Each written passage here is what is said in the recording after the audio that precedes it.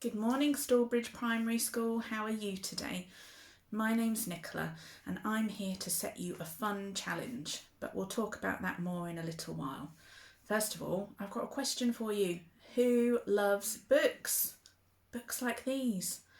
I love books and I really like to read, which is why I'm super lucky that my job means that I get to be surrounded by beautiful books because I'm an independent Usborne partner. Now, I'm sure lots of your teachers will know what that means, and I'm sure that you will all recognise some of our books and probably have lots of them in your school already. But if you don't know, there's an easy way to spot our books because they all have this hot air balloon logo on them. So next time you're looking at some of your books in school, see if you can spot some. If you have younger brothers or sisters, I'm sure some of you might have seen some of these books. These are our very famous touchy-feely books and they have fun sensory patches that you can touch here. But we don't just do storybooks and books for babies and toddlers. We have loads of wonderful books. I thought I'd start off by showing you a couple of them. Now then, this one's a new one. Why plastic is a problem. I'm sure lots of you have been learning about recycling and things and protecting our planet. Well, this one talks about plastic and what we can do to help save the planet. Now, I'm sure another topic that's very familiar with you at the moment, germs. We've all been learning lots about germs lately, haven't we? That's a good book about germs. But we don't just do books about facts and stories. My boys like to write their own stories, so they love something like this and they get to write their own comics and draw pictures.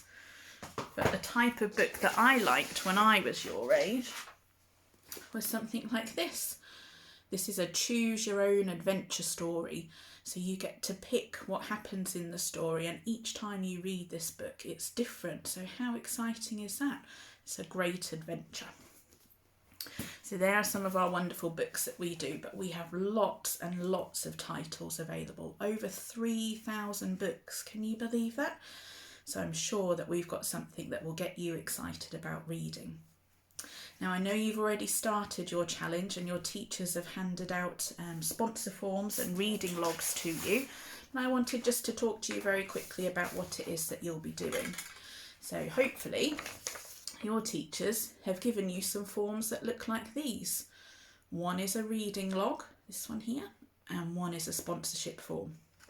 So what we're asking you to do is to read as much as you can up until the 11th of March. So however you like to read, it doesn't just have to be books like the ones that you can see here. It can be anything. It can be magazines, it can be cereal packets, newspapers, anything that you like to read and gets you excited about books. Now once you have done some reading, you're going to record your minutes on your reading log here. So we can see how many stories or how many bits of information that you've been reading and can see how much you've been enjoying the challenge. Now, as an extra to this, we're looking to see if you can get sponsored. Now, who knows what sponsorship and being sponsored means? It's okay if you don't, because I can explain that for you here. So we're asking you to speak to your trusted grown-ups at home. So it can be your mum, your dad, aunts, uncles, grandparents, your neighbours, but obviously only if you know them. So adults that you know at home, your trusted grown-ups, to see if they will sponsor you for reading and getting excited about this challenge. Now what that means is that they'll sponsor you some money. And once your challenge is finished on the 11th of March, you can then go back to those people that have sponsored you and they will give you the money, which you can then bring into school. Now you can hand that to your teachers or in at the office. And the money needs to be in with us by the 21st of March. Then what we'll do, we're going to collect all that money up. So once you've had fun enjoying your reading challenge, and we'll collect up all the money and see how much we've raised. And all that money will go to get new books for your school. But it doesn't just stop there either. I'm going to give you some extra free books on top as well.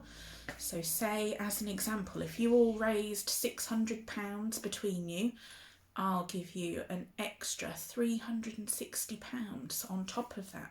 So almost £1,000 to spend on new books. How many books do you think that would get you for your school? That would be exciting, wouldn't it, to get some new books to read? So see how you get on. Please enjoy reading. If you've got any questions, ask your teachers.